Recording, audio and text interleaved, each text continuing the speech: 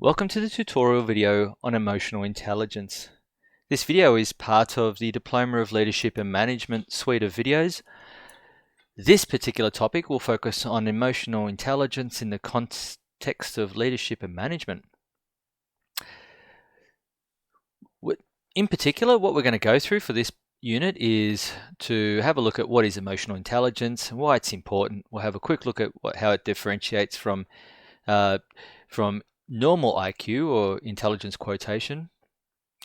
When we dig down into emotional intelligence, or EQ as I'll be referring to it as, we'll have a look at the four attributes of EQ. So there are four elements that we can look at in terms of understanding how EQ works, and that's around self-awareness, self-management, social awareness, and relationship management. We'll break that down about what each of these attributes are and what we can do or how we can go about in developing our competency and our skill in each of these attributes. And then finally, we'll bring it all together in terms of emotional intelligence and what does that mean in the context of leadership, and what can we do to also help others develop in emotional intelligence. So let's kick off by thinking about this idea of what is emotional intelligence and how does it differentiate from some of the other intelligences that we have. Well, you've probably already heard about IQ. It's something that permeates through popular culture and through our normal language when we talk about people's level of intelligence or their cognitive ability, their ability to solve puzzles or ability to come up with solutions and so forth. That's normally what we call IQ. And IQ is it's often used anecdotally in terms of, as I said, someone's smarts. But of course, IQ very much focuses on the evidence or the tangible element of the world around us. So it's normally good in terms of cognitive thinking, problem solving, solving puzzles and so forth. It doesn't really take into account our emotional element of thinking. And this is where EQ, or emotional intelligence, has popped up. This thought that intelligence is more than the cognitive problem-solving element. It's also about our intelligence in dealing with relationships and other people and emotions that permeate through every human interaction. And if we just have a quick look at the timeline, I like to show this slide just to sort of get a concept when I talk in leadership and management, in the context of leadership and management. I like to use this slide to drive home the point that emotional intelligence is a very immature discipline. We have yet to really sink our teeth into what is emotional intelligence and how we can really ramp that up or improve in that space. If we look at IQ has been around since the early 1900s, so pretty early in the 20th century. You've got, people like Binet and Simon, who developed the first IQ tests in France.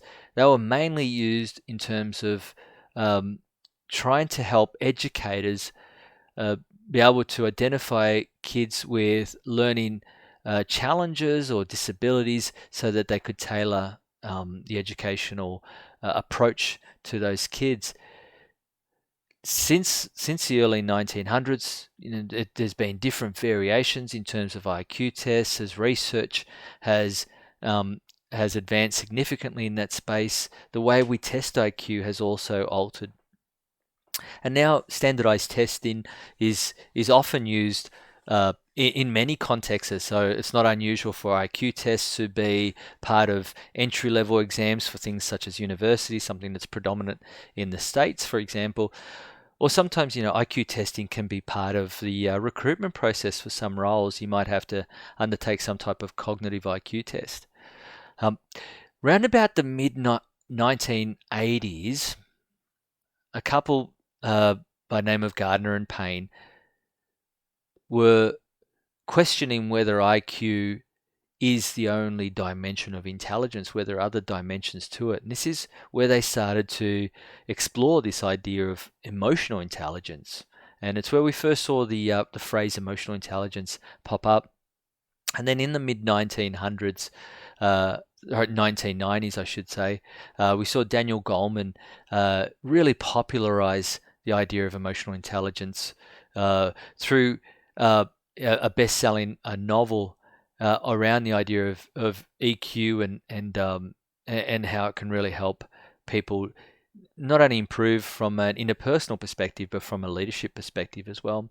And since the mid 1990s, we've seen the space evolve ever so slightly over the period, and we're starting to see research come out of this area of psychology and this discipline. So we're starting to see studies, particularly around things such as people's ability to improve on emotional intelligence. So as I break down the 4 attributes as we go through this video, I'll talk about some of the research that they're doing in terms of what are things that we can do and what kind of positive impacts can it do in terms of helping us to develop our emotional intelligence across the attributes.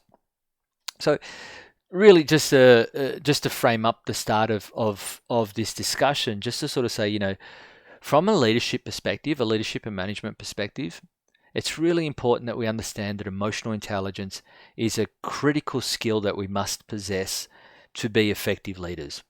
And that is simply because the idea of leadership necessitates that we work with other people.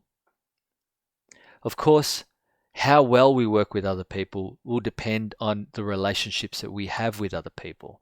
So, as a leader, the difference between leadership and management, and you'll probably hear me say this in other circumstances or videos and so forth. The difference between the two is that management relies on formal authority. So as a manager, I say to you, you need to do this or else, and there's potentially consequences, and there may be performance management consequences and so forth. As a leader, I don't rely on that formal authority. I rely on compelling you. So it's generally around a belief. You believe in what it is that I'm trying to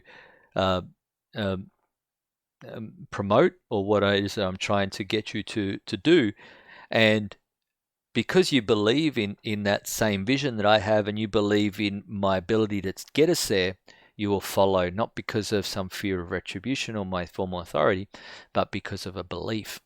And that's why we sort of say, leaders don't necessarily need to have formal authority. You don't have to be a manager to be a leader. Anybody can play a leadership role within a team, because it's not reliant on that formal authority.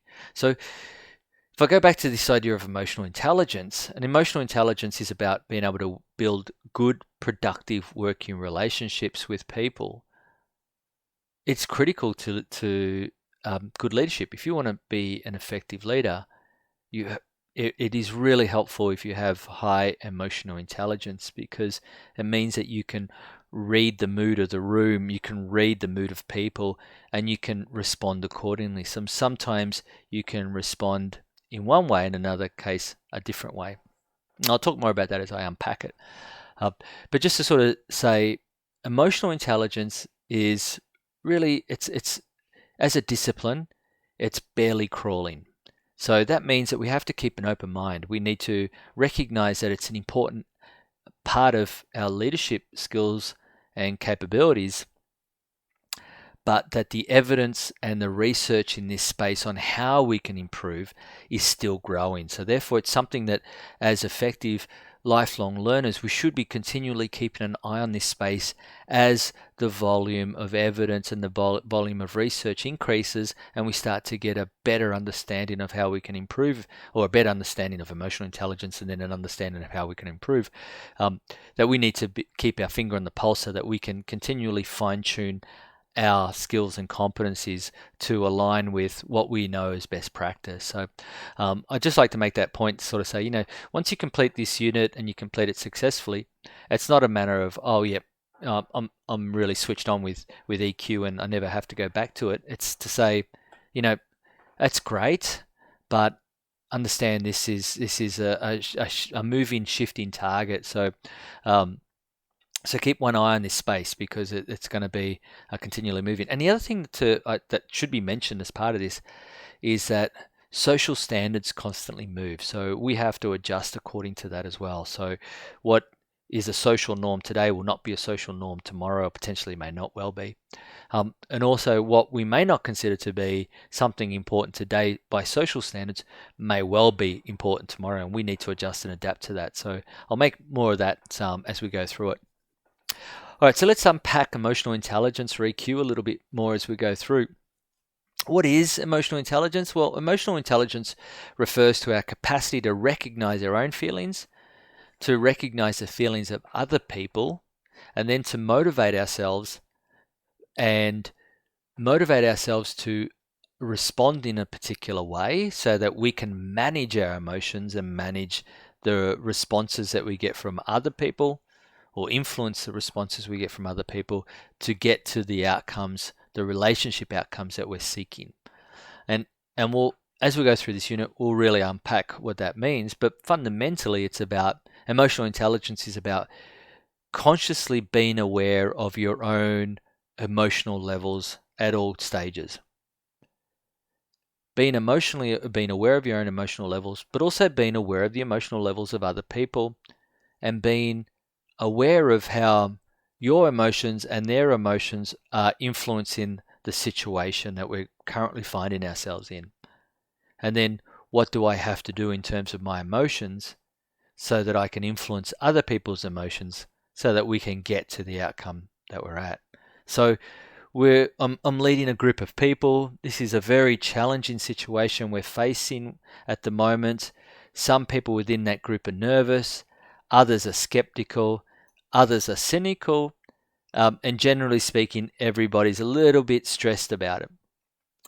I myself am stressed about it because this is a significant event, and as the responsible individual, I feel like I carry the burden of the situation. So we're all a little bit amped, we're all a little bit stressed. What do you need from me? Well, emotional intelligence would probably say that if I'm high in emotional intelligence, I will quickly recognize that if I show my stress on the external in a negative way, then I'm only going to amplify everybody else's strengths and concerns. If I can articulate my concerns honestly and genuinely say, this is a very testing time for us, and I understand everyone's under a bit of pressure and stress, and I too am feeling that stress, but I'm also really positive about what we can do, and this is what we can do, and I'm demonstrate some calmness, that I'm thoughtful where we're at. I've got a plan on what we're doing, and I'm quietly confident that we can work through it. I can influence the mood and the emotions of those people around me, because that's exactly what they're looking for from me as a leader in terms of emotional management of that situation.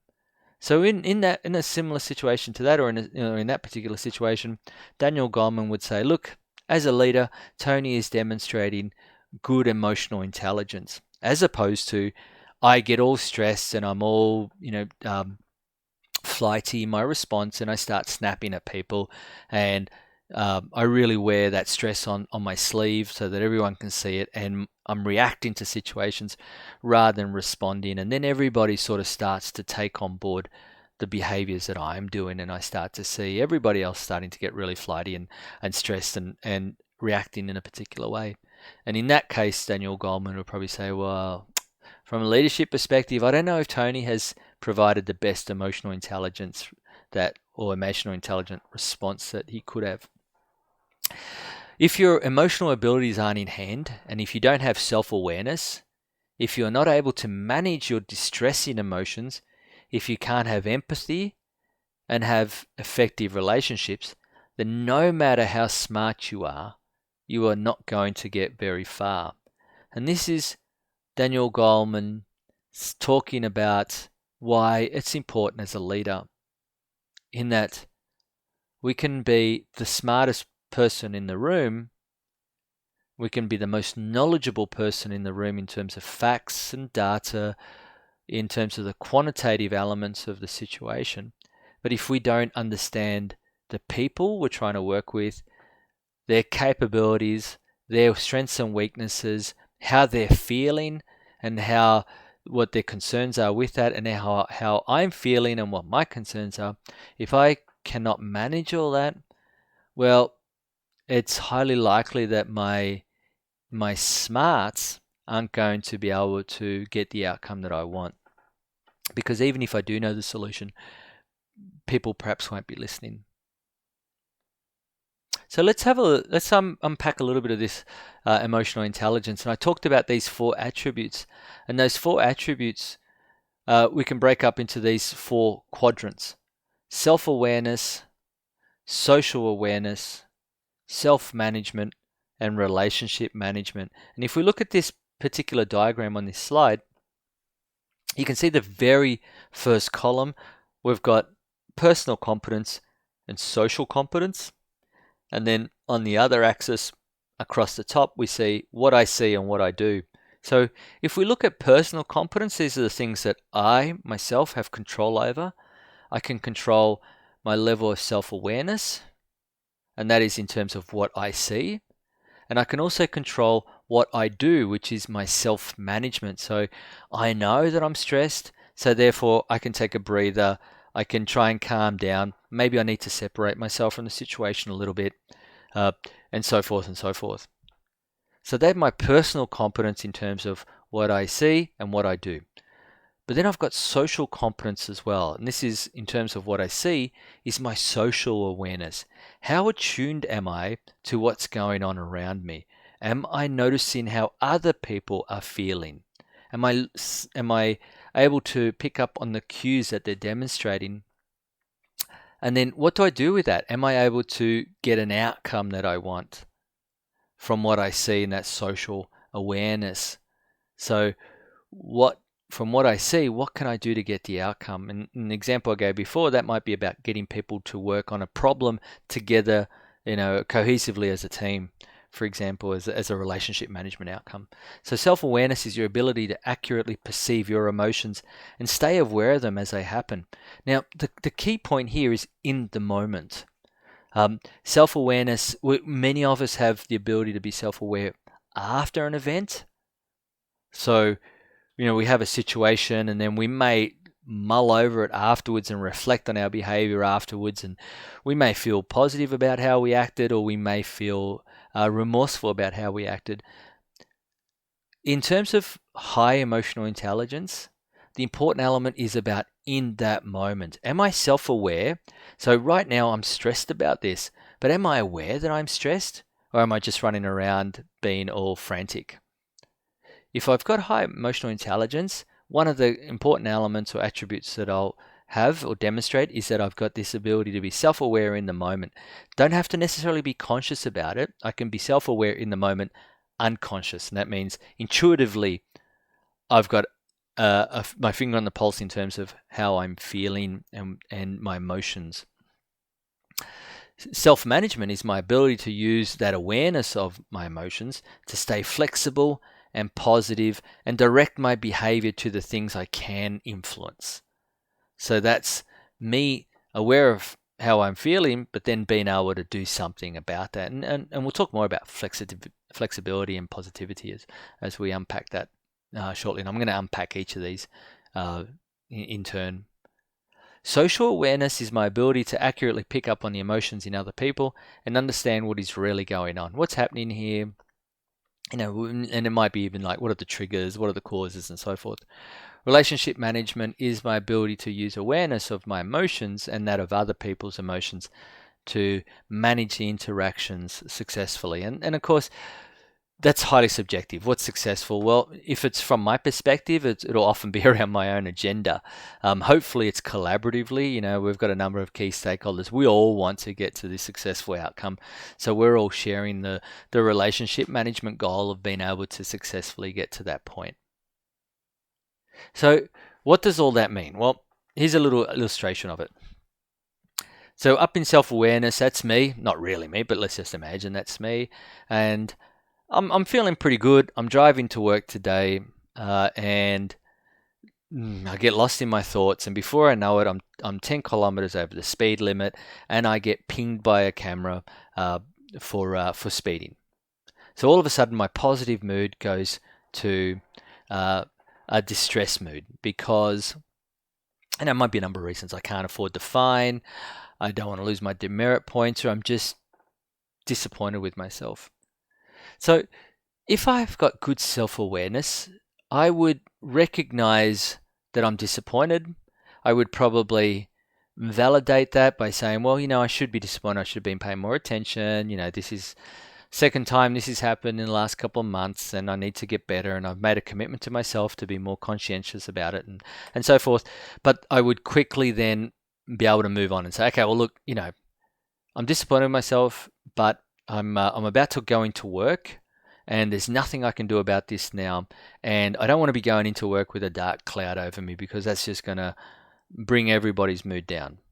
So if I've got high self-awareness, I would be aware that I'm disappointed with myself and disappointed in the situation, and I would then be able to manage my self-regulation or my self-management and adjust my emotional level so that I'm more appropriately responding to the emotion required in the room. So when I go into work, I don't want to go into work being all gloomy. I want to actually go into work with a positive disposition. And imagine that's you down the bottom in self-awareness. So you're the chap and you're smiling. You're having a great morning. And it might be because you've already had a significant success in the morning, or maybe you just had a great experience coming into work, or maybe you've just heard your favorite song, or it's your birthday and you had cake for breakfast. It could be a number of reasons. You're in a good mood. If I have good self-awareness and I have good self-regulation, I'm going to be able to respond to the appropriate mood required for that situation. And that is that if you're in a great mood and you see me, you would obviously love to see someone who replicates that positive mood as well. So you want me to be in a good mood. You don't want me to bring you down with my self-loathing or self-disappointment from my speeding ticket.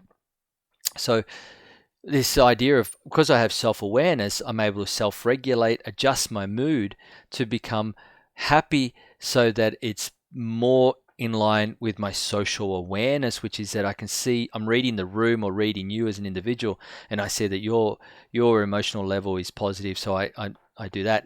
And if I can self-regulate, then we're going to get a positive outcome, and that is that we're going to maintain our strong relationship. People aren't going to avoid me in the workplace, and generally people are going to be happy to be around me. It's a very simple example. I can make this a little bit more complex and say, okay, let's imagine that it's actually the other way around. Let's imagine that I'm in a good mood and I get into work and you're actually in a sad mood because something has happened in your life, and it may, let's just say personal life, that has made you feel sad.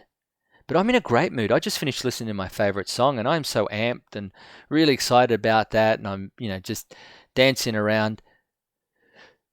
If I don't read the room and I don't see that you're disappointed, and the people who you're just talking to who are sharing your disappointment, say they've just heard what you've had to tell them, and it might be that you've got a loved one or someone is unwell and you're concerned about that, and the people around you are demonstrating appropriate emotional response. They're being very empathetic, and they're being somber, so that it shows that that they're being empathetic to your situation.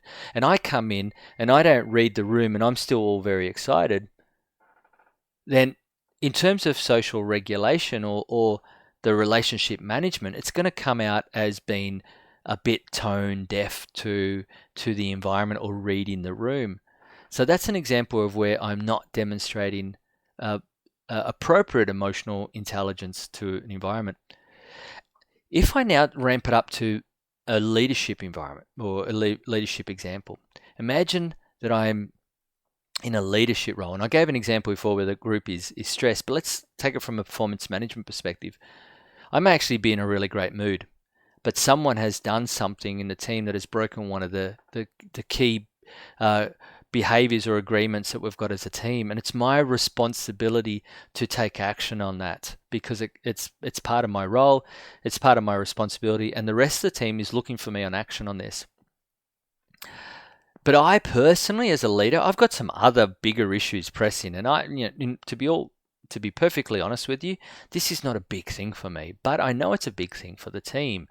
So then I have to self-regulate or self-manage my emotions to be able to find the appropriate emotional response to go with the appropriate message to communicate to the other party so that we can get to the relationship management or social regulation that we're looking for. So these are all different examples, but all have that same context of being self-aware, being socially aware of where the room's at or individuals are at, then being able to modify my behavior to get the appropriate outcome. Now, I want to stress one point here. When I talk about self-regulation or I talk about self-management, and I'll flip between those two, not whether I'm talking self-regulation, self-management, or social regulation or social management or relationship management, these are all the same things. But when I talk about self-regulation, so where I talk about, you're in a bad mood, but then you have to switch over to a good mood, I'm not suggesting that you fake it. What Daniel Goleman and what the research shows is that to be effective in emotional intelligence, you have to find the motivation in that moment. So this is very much about being in the moment. So I have self-awareness that I'm disappointed because I've just got this fine. I can see that you're in a great mood. I have to find the motivation in that moment to elevate my mood. So I'm pausing just to give you a chance to think about what I'm talking about. You're in a happy mood. I'm in a downer. I want to change my mood to be happy mood. I don't want to fake it because you'll be able. I'm assuming that you're going to be able to tell if I'm faking it, and I'm just going to come off as being inauthentic, insincere, and that's going to have an impact on my trustworthiness and so forth. What I want to do is I want to find the motivation that I can genuinely elevate my mood. What is the motivation? Well, I need to really ramp up and turn on my empathy to understand where you're at. Oh, hey, Tony. Oh, you're in a really great mood. Good morning. Has it been a good morning, has it? Or if we've got a good personal relationship, I say, what happened? What's up this morning? And then really, using my active listening skills and my empathy skills to get into, see the world from your perspective, jump into your shoes for a moment, and find the motivation in why you're excited, and really, genuinely look for that motivation. That might be my motivation, or my motivation might just well be that, it is really important for me to have a strong relationship, professional relationship with you. So, I really want to understand your joy so that I can share that as well. So I just want to make that point because I know that if it's not clarified, some people walk away with the mistaken message that you have to fake it and that emotional intelligence is all about being able to, put on an act to deceive other people about how you're feeling. And that's not at all what we're talking about. What we're really talking about is being in that moment, being able to understand why people are feeling the way they are feeling, and then being able to find the motivation or the reasons to self-regulate or self-manage to get to modify your mood to be appropriate to what you're trying to achieve.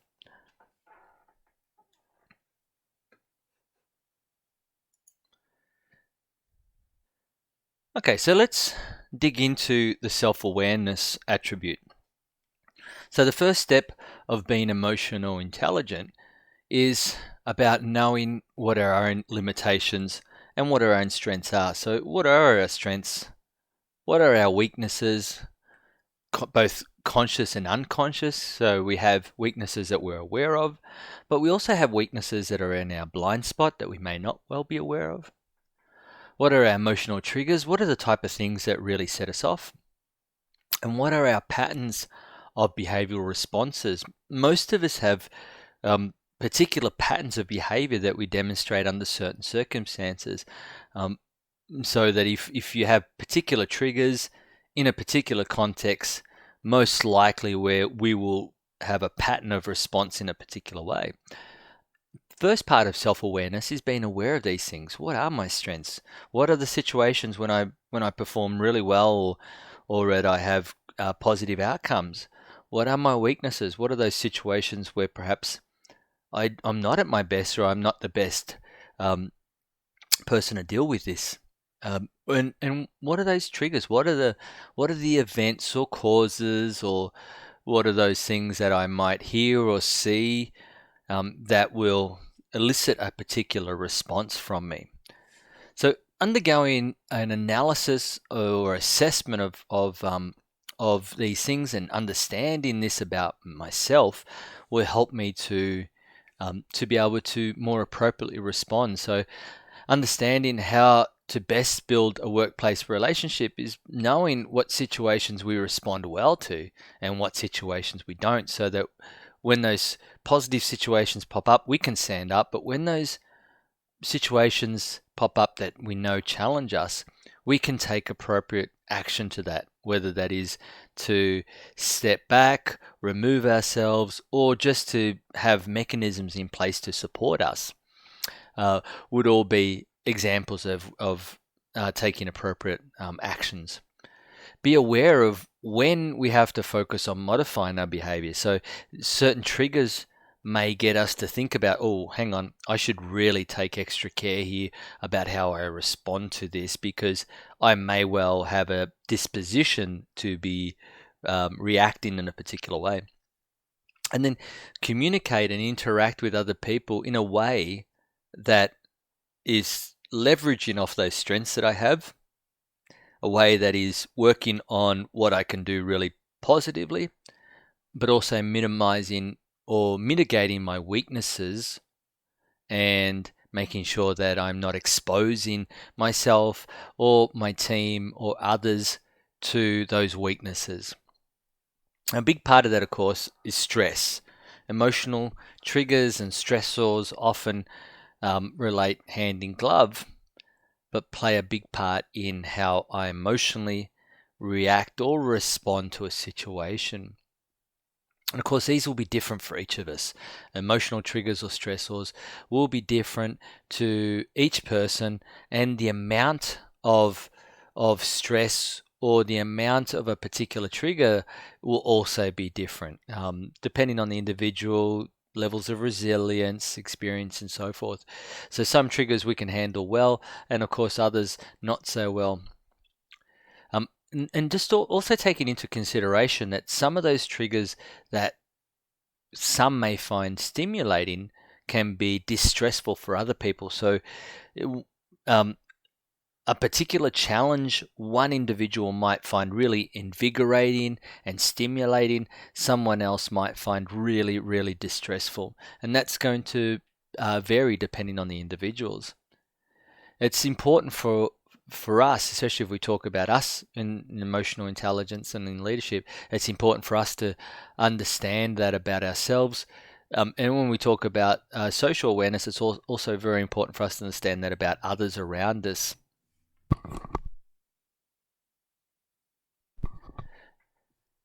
And also being aware and recognizing of emotions that are generated by those triggers and stressors. So knowing not only the triggers and the stressors, but knowing how we respond and what type of emotional response are triggered by those. And by identifying these triggers and stressors, it just allows us to be better prepared and to have a planned response to those triggers and stressors. So for example, if I'm in an environment and there is a certain, say there's a really pressing timeline and I've got limited resources, but I've also know that I am physically run down at the moment, and I'm aware that those things are stressors for me, and that I'm aware that the physical rundown, it might be that I haven't been sleeping well, or that I may have a low grade cold or something like that. But also knowing about my resilience levels, if I'm aware of those things, it can help me to better respond to the situations, whereas the juxtaposition to that is where I've got no self-awareness, and these things happen, and I just keep plowing through without any consideration of those things, and may well be that my behaviors will be more reactive and may not necessarily be the best way to manage that situation. People who understand their own emotions will be much more efficient with regard to being able to obtain those end goals that we talk about in relationship management. And I can break it down in a sense of these emotional behaviors and these, especially when I talk about self-awareness, but I can break it down into these 4 attributes and the behaviors from that. So for example, when we look at self-awareness, we can see in there it's really about emotional self-awareness, understanding exactly what I talked about. What in the moment, what's my emotional levels, and how do I respond? What are my triggers and stressors, and how do I react, and what should I be doing in terms of responses, and being pre-planning and preparing for that, thinking about situations where we should have support strategies in place, or situations where we need to avoid, and so forth. And when we get to self-management, that is in terms of modifying my behaviors, in some cases it can be self-control. Just simply having an awareness and a motivation can help us to change or control our emotions. In other cases, it's to tweak or adapt our responses. It is about being clear on achievements, what we're trying to achieve, and having confidence and a belief that we can do it if we do modify our behavior. So I know that, I want to just vent at somebody because that's how I'm feeling right now, but I know that won't get the outcome that I'm looking for. It's actually going to create more of a hassle, which means that we won't get to a resolution till later. I want to resolve this as quick as possible, so that's going to be my achievement that I'm going to focus on. And I know that if I can modify my behavior appropriately and adapt my behavior to be more in line with people's expectations, both socially and individually, and it's going to be more in line with how they're feeling, I know that I can succeed, and that's my positive outlook. And that self-awareness is behaviors such as demonstrating empathy, a sense of putting myself in the other person's shoes, trying to understand the world from their perspective, not just in that moment, but also and it's not the right term that I use, but the term that I use when talking to myself about this is saying, and all the baggage that we each bring into the interaction. So it's not just about empathy in terms of what is that person, what does it look like for them right now, but it's what does it look like for them right now, considering the context of their situation.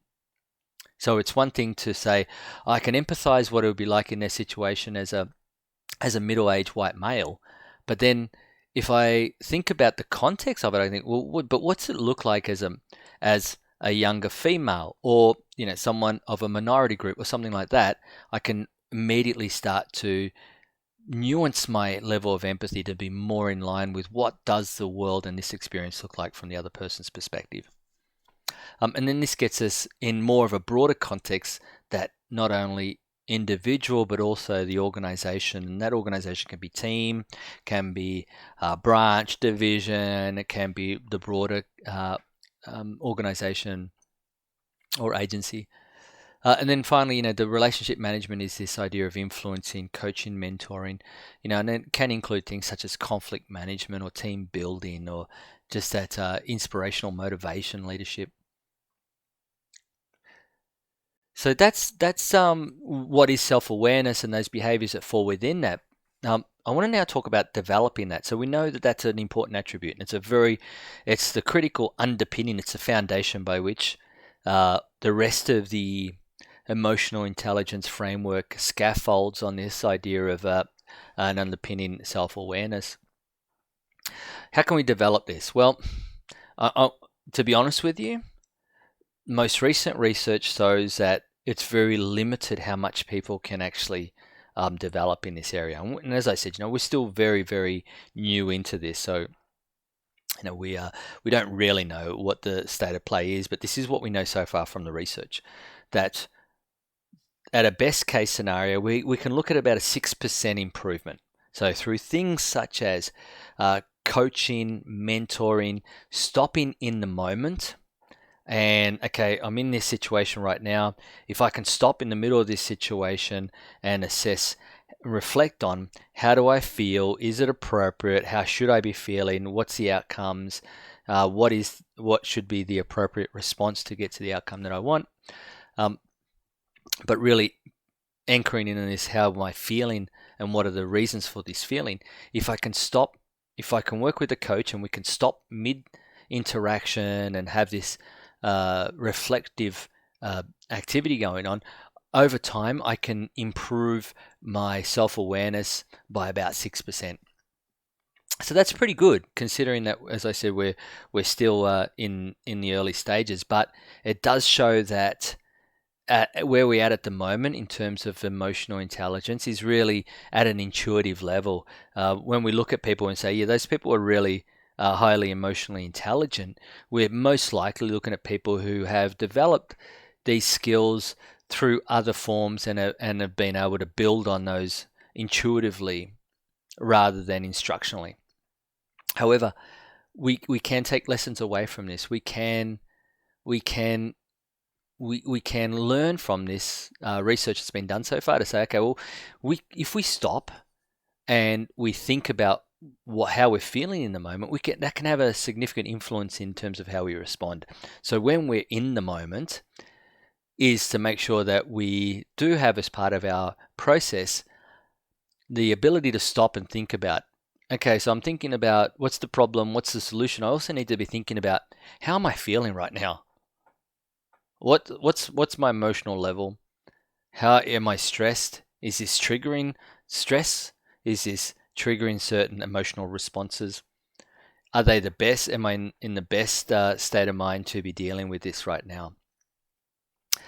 And using that basis for decisions that we're making going forward, things such as, well, do I need to remove myself for a bit? Do I need to come back to this? Or no, actually, I think I'm in a really good space right now, and I'm well suited to be able to respond to this situation right now. And that's it. And through that, we will build a sense of self-confidence. Not only are you building a behavioral pattern, and it's like everything that when we learn a new skill, we have to be very conscious of those steps that we take in terms of the process for developing the skill. But once you do it sufficiently, it becomes unconscious competency. So we no longer think about this. And when we talk about intuitive actions or behaviors, is where something has become unconscious. So for example, if you learn to play the guitar, for quite a while at the start, you've got to be really conscious about where you put your fingers in terms of the chord shapes and so forth. But after a while, after you've done it for a while, you no longer have to think about that, and you can start thinking about picking patterns or singing or any of those other variations that you want to do. It becomes that part of it, the chord shapes, becomes unconscious. And this is no different. To develop self-awareness, it's really just getting into a pattern of behavior where you're stopping yourself, thinking about how you're feeling, doing an assessment on whether it's appropriate, which goes into the next attribute, and developing a pattern of behavior where you're starting to put that into your decision-making process, and that's going to feed into your response. It's also really good. One of the other things that have been found to be really useful in terms of developing self-awareness is maintaining a journal. People who really want to develop in this area are encouraged to keep a journal of significant events and emotions and how they felt. It's not quite in the moment, but it's as a reflective tool. And this idea of ongoing reflection and seeking feedback, another not necessarily in the moment, although it can be, but often as an after the moment event, is to seek feedback from others about how you handled the situation and use that to calibrate against how you felt that you were feeling emotionally during that interaction. So you can evaluate your behaviors by being conscious in the moment, as I talked about, and observing and evaluating, asking others for feedback. You can do this personal reflection, things such as journaling or debriefing with people you trust, uh, as a way of this looking back after the event. You can also evaluate your behaviors by role modeling, picking someone who you feel is an astute, emotional, intelligent individual, and then being able to compare your behaviors with how they would respond to a situation or the similar situation, and use that role modeling to evaluate your behaviors. If you are more aware of and can evaluate your emotions, you can begin to take responsibility for the way you manage them to increase your emotional intelligence. So by becoming more aware of your emotions in the moment, you can then have greater control over your responses, and that gives you a sense of responsibility to that as well. Of course, I've talked about self-reflection, so just sort of to park on this point a little bit. This idea of self-reflection is a process of stopping to take the time to really introspect and think about, how you're feeling, what were the emotions behind those feelings, and there's can be a wide range of emotions. I don't want to simplify it and say, oh, happy or sad, angry or whatever the case may be. It's sometimes it can be conflict in emotions. You could be happy but still be disappointed. You're happy for an individual because they've been able to do this, but you still feel a sense of disappointment or jealousy because you would have liked to, even though I feel happy for that person, I would have liked to have been more involved in that. So it's not just a straight, this is the emotion that you feel. Often emotions are really quite complex, and taking that into account. But self-reflection will give you the time to really unpack those things, and as you become more aware of those emotions and the reasons for them, you get to know yourself better. And knowing yourself better means that you can then look at opportunities for development, look at putting in mitigating strategies, or look at perhaps learning from the experience. So when we reflect and we examine, we look at things such as what motivated me to respond or react in that moment the way I did. How did I speak to other people, both verbally and non-verbally? So what did I say and what were my actions? What was my body language? Was I standing up? Was I sitting down? Was my posture open or closed? Was I frowning? Was I smiling? Was I making eye contact, or were my eyes shifting away? How did you understand the other person and their perspective? Did I stop to think about it from their perspective genuinely? Did I think about their total perspective, or just how it would look from my perspective in their shoes? And how well did I understand myself in that, and how well did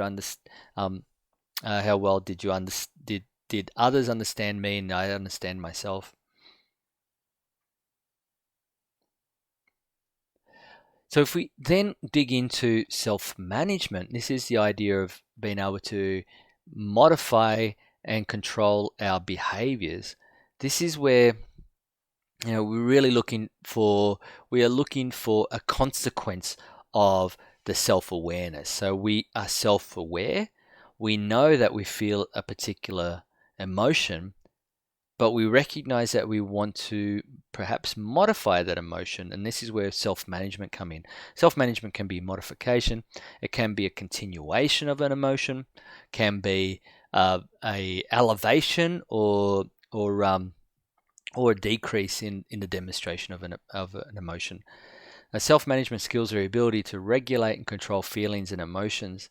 And by regulating and controlling these feelings and emotions, we're able to regulate our behaviors and actions. Because, of course, our behaviors and actions are driven by our emotion. If you've had any ongoing conversations with me, you know that I'll always say that the emotional part of the brain will always trump the analytical part of the brain. So it's one of those things that our emotions will always have a significant influencing factor on the way that we behave. So making sure that we can control those, because that's going to control our behaviors. It's very difficult to be calm and collected if your emotions are out of control. If you've got control of your emotions, it's much easier then to be calm and collected about the way that you respond to something. And we can promote self-management by, understanding the understanding ourselves, understanding others, and understanding expectations that we may have on each other. So, for example, in a leadership role, understanding that people may look for different responses from us in different situations. For example, situational leadership.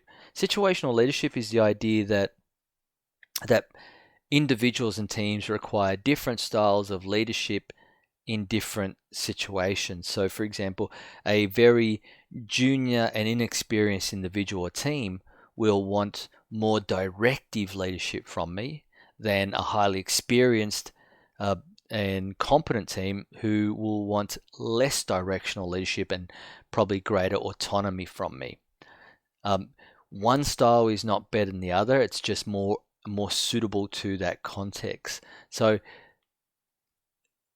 if we have a good understanding of ourselves, we have a good understanding of the people around us and the context around us, an understanding of the flexibility and adaptability that's required, it will help us to understand what kind of self-management responses are required from us.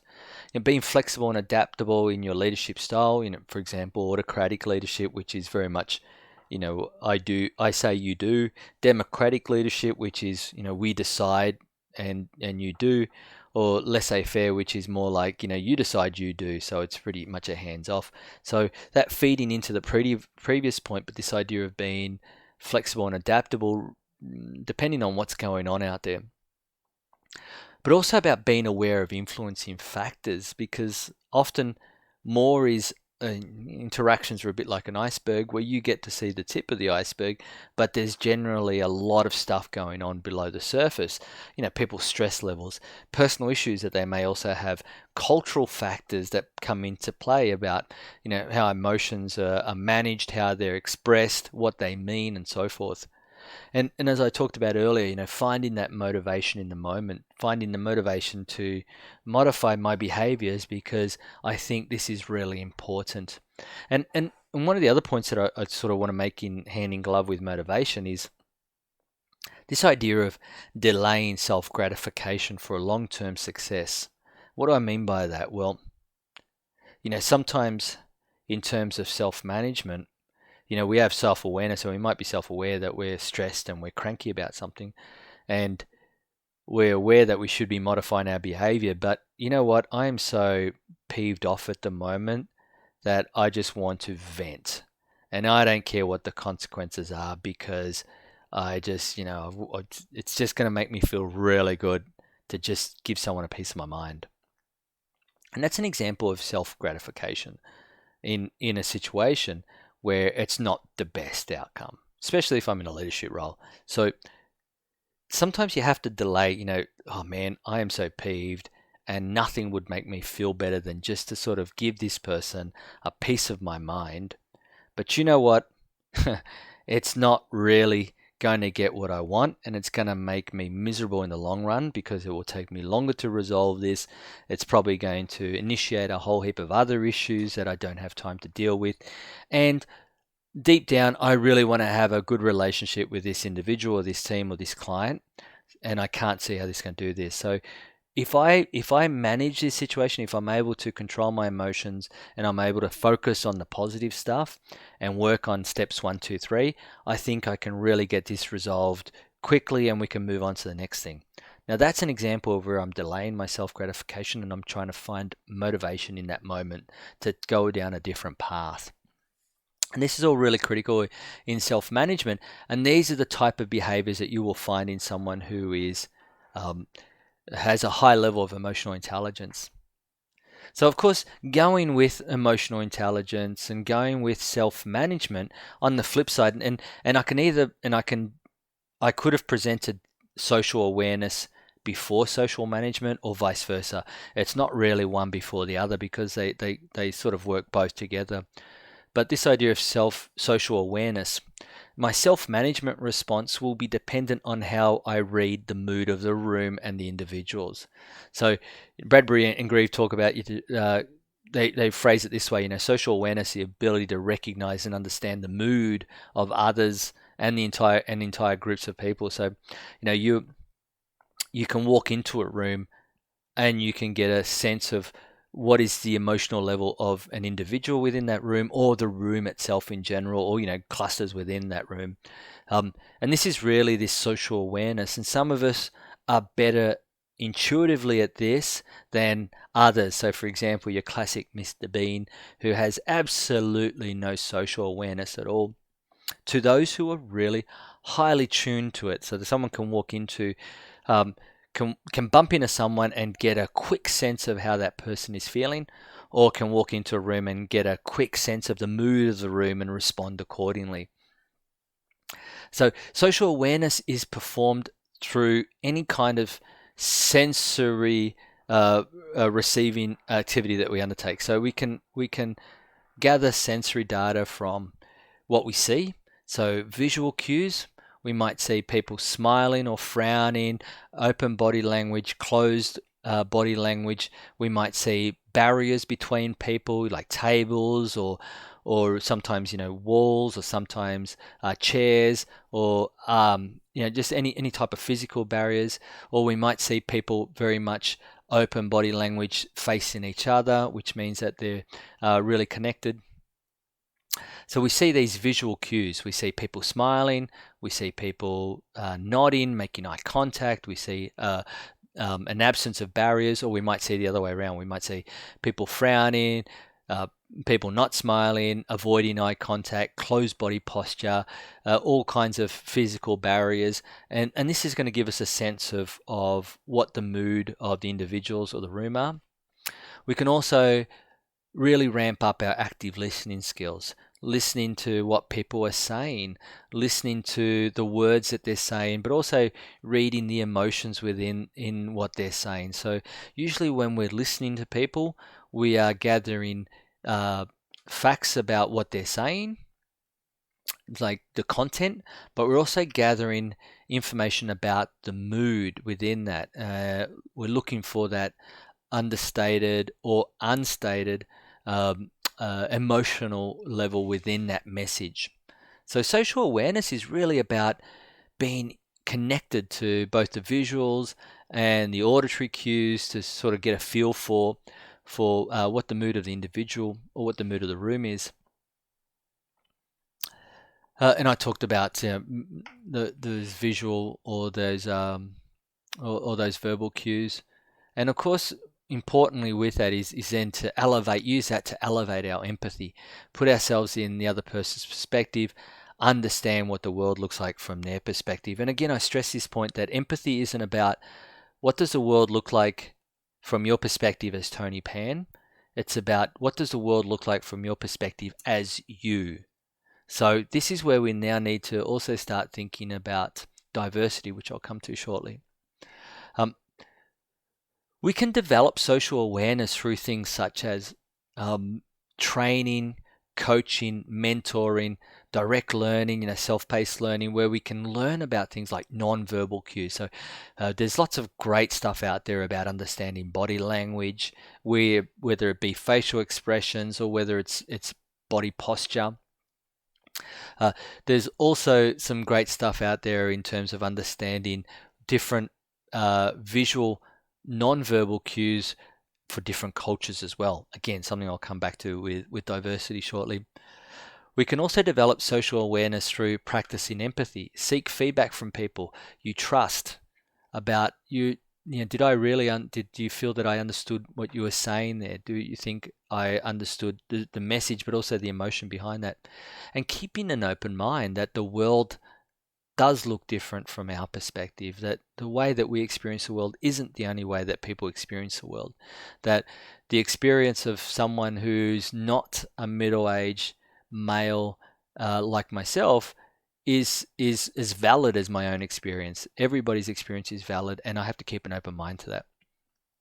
And as I mentioned before, when I'm asking questions and I'm listening, that I'm listening for both the content of the message that you're saying to me. So you might be saying fact A, B, and C, but also I'm looking for the emotion within that message, and I'm using tools such as paraphrasing. So putting it back to you in my own words so that I can confirm the message and the emotion within that. And these are all things that I can do on a day-to-day basis to ensure that I can really develop my social awareness of what's going on around me. And I just want to come back to this point of diversity because it's really important in the context of social awareness. I've made this point already a few times, but just to sort of stop and stress it, that everybody is different. Each of us are different, and we're all going to experience the world differently. Whether it's gender diversity, whether it's age diversity, whether it's cultural diversity, whether it's socioeconomic diversity, everybody experiences the world different, and no one experience is more valuable than the other. What it means for us as effective leaders is to understand that when we interact with other people, that we cannot assume that everyone else's perspective of the human experience is the same as ours. So, as I said earlier, making sure that we keep an open mind and making sure that we are always trying to learn about what the world looks like from someone else's perspective, and to help that, use that to help us inform how we should respond to a situation. So, for example, different cultures have express emotions in different ways, whether it's through smiling or not smiling, eye contact or no eye contact, whether it's close space or distance, all these expressions of different feelings, thoughts, and customs that we should be aware of. And as I said, diversity comes not only just in terms of cultural differences, but things such as age or experience or education. And and just to stress this point, every perspective is just as valid. So it's not, well, I'm not taking that perspective into account because it's not a proper perspective. Everybody's perspective is as valid as my own. So keeping an open mind and a will to learn and to take that into consideration in informing how I should respond to a situation.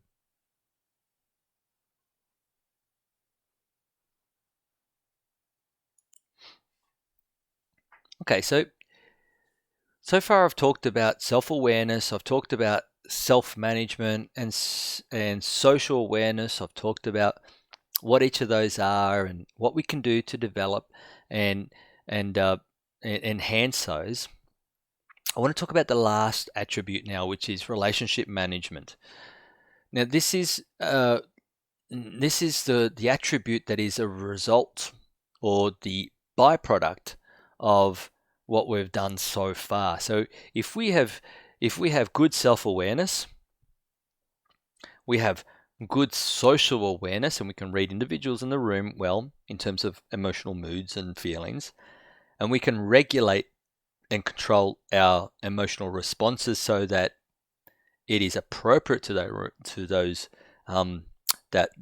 emotion of individuals and the room, we're going to get a positive outcome in relationship management. So relationship management is using our awareness of our emotions and the emotions of others to influence interactions to achieve a successful outcome. And that outcome will be different depending on what it is. It's the context of what's going on. So it might be about getting someone to be motivated and respond in a particular way to a challenging situation, or it might be that it's about getting somebody to stop and genuinely reflect on what the outcomes of their own behaviors have been. That might be the successful outcome on its own.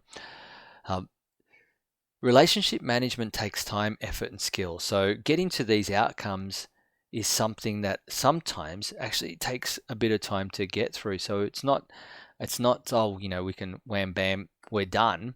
It sometimes is an outcome of a long journey of self-awareness, a long journey of social awareness, execution of a plan that is going to take a while, around self-management to get to this outcome that we've been seeking. But in essence, relationship management is really the byproduct. It means a positive outcome in relationship management isn't something that we do in this attribute. It's really something that has come as a result of good self-awareness, good social awareness, and good self-management. Then we're going to get positive relationship management, and that is the outcome that we were striving for in the first place in terms of managing the interaction. I want to stop and talk. So they're really. So I've just gone through the 4 attributes and explain what they are and how we can develop, particularly the top 3, and then how it leads into relationship management.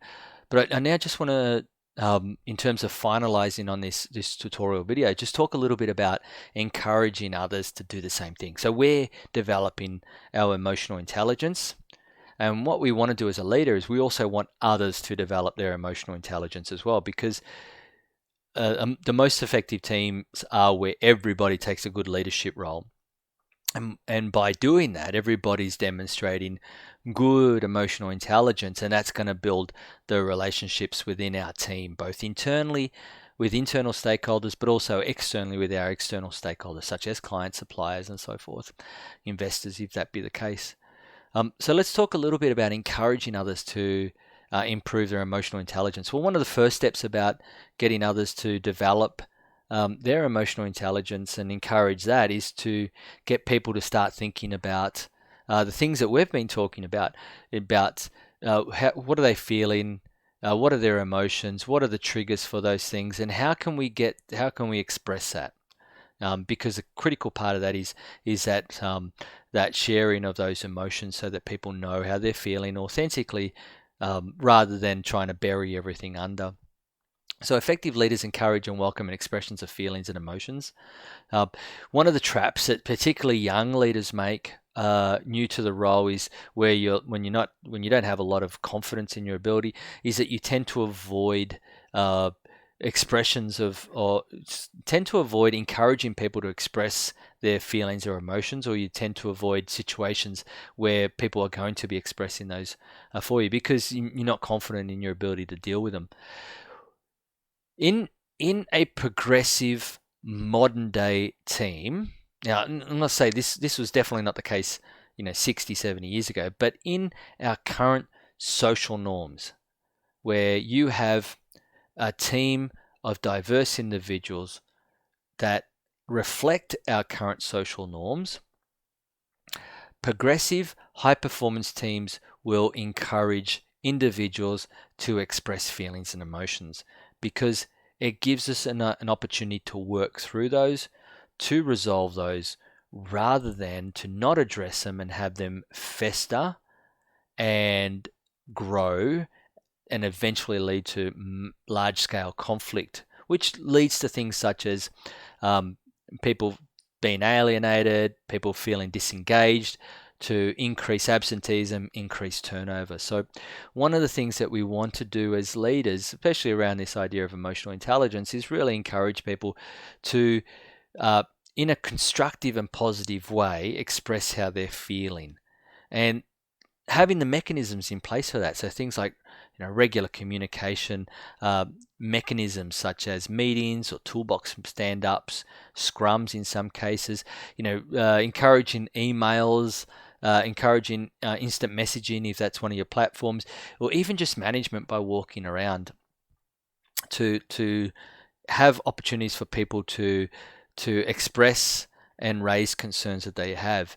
Often, managers and leaders will say, I have an open door policy, but they never make themselves available. So it's only open door in by name, not by actual action. So making sure that we have those mechanisms in place, so that we say, look, we've got an open door policy. I want you to come and see me, but then the access to us is really easy, whether it's through meetings or emails, IMs, or us, pounding the pavement, walking around the business area to see what's going on. But it also, as part of that, is having some really strong values around respect, respectful communication, being open, being honest, telling the truth, being transparent, not having any hidden agendas, being respectful for things like diversity or the validity of people's views, the authenticity of people's views and so forth. Also active listening, so making sure that when people share information with us, be they stories of how they're feeling, that we're genuinely listening to those. We're listening to both the content, we're listening to the emotion in the story. And assertive communication. And assertive communication is this idea of expressing yourself, but listening to the other person as well. So in an effective team of highly emotionally intelligent people, you will see assertive communication where people will say, Tony, I understand that this is how you feel, that when these things happen, this is how it makes you feel. Can I now share with you how I feel about this?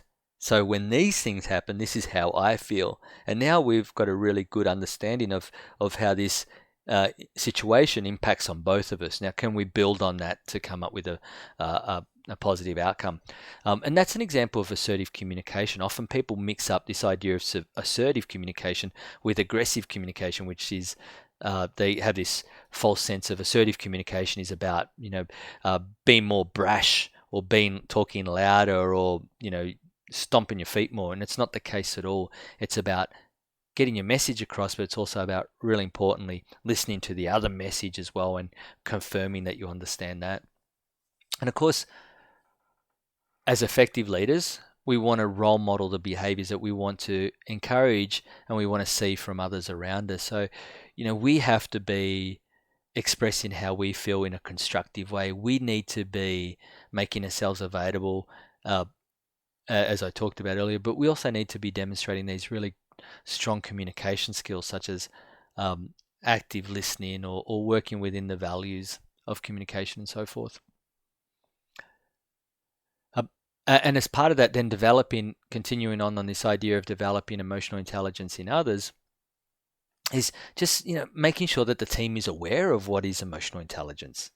Having conversations as a team about what is emotional intelligence, what are the attributes of emotional intelligence, how does it work, how can we develop it, how can we use to support each other through our development of it, by promoting self-awareness, promoting these learning opportunities where we can maybe look at coaching and mentoring, having support mechanisms, making sure that we have the appropriate values and codes of conduct or standards in performance management framework that supports respectful, open and honest communication, all those things that we talked about in the previous slide. Making sure that we create space for people to have the opportunity for reflection and debrief, so the support mechanisms in place where we can talk with like-minded professional people about our experience. This is what happened. This is how I responded. I don't know if it was appropriate. What do you think? Can you give me some thoughts on how you would deal with it? How does that calibrate against my response and so forth? And of course, as I mentioned earlier, as leaders, we're not only do we talk the talk, but we walk the walk. We're doing these things. We're constantly developing. It goes back to my very initial point about this idea of we understand that emotional intelligence is really a new area, and we've got so much to learn in that. So we're constantly going, well, how can I get better at it? What can I do? Has there been any more research done in this space that influence best practice? What is best practice? And using that to really do things such as create and maintain our team focus, so that it's enhancing the relationships within our team, and that's going to produce better productivity outcomes. It's going to produce a better understanding amongst our team. It's going to be greater support amongst our team, and that's going to not only improve productivity, but it's going to reduce absenteeism, it's going to reduce turnover and so forth. Things like trust, respect, integrity, those things I talked about earlier. It's going to help us in terms of managing and responding to high stress situations, such as really tight deadlines or major projects, or crunch where everything's sort of coming together in a very short time frame, and expectations of individuals go through the roof, or where there's team changes, where there might be organizational dynamic changes or role changes. It can help in terms of responding to those situations, and just being able to better utilize strengths within the team and mitigate any of those team weaknesses. So that pretty much wraps up on this unit. So there's a lot there, and I've only really just covered off the tip of the iceberg, but just to sort of unpack the fundamental topics and ideas within this unit, and that is, what is emotional intelligence? How does it differentiate from our normal cognitive intelligence or smarts, as I mentioned earlier? What is emotional intelligence? How can we unpack it? Well, we can think about it in terms of self-awareness.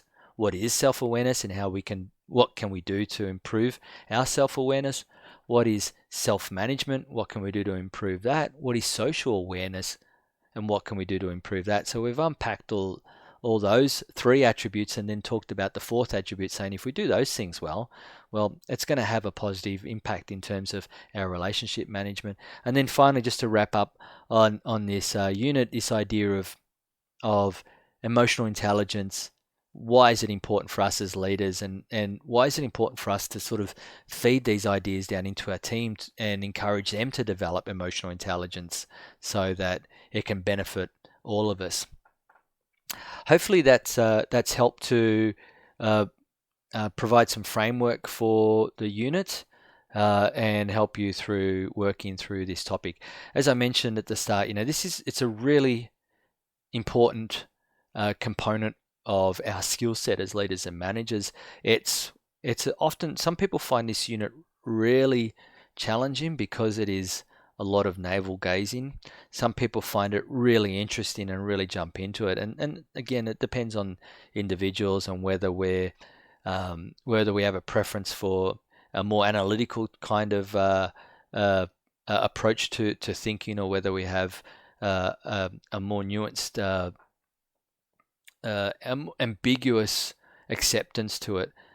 Some people will have a preference one way or the other, but it is an important element of leadership and management, because we do deal. It is one of the three key competencies of leaders and managers, or skills, and that is the people management aspect, and emotional intelligence is a really important part of that. It's a very shifting, ever-changing skill set, because, as I mentioned earlier, it is influenced by things such as social norms, social expectations, and those things will change over time, and therefore within our careers, that will have an influence in the way that we lead and manage, and no more so than in the way that we interact with people, the way that we respond to situations, and so forth. So again, it's one of those units where we think about the principles behind the discipline of emotional intelligence, and we think about how we can apply those principles to our leadership style. So hopefully you found it interesting. Good luck with the unit. And as usual, don't hesitate to reach out if you want to discuss anything further, or would like me to elaborate anything further. Thank you very much.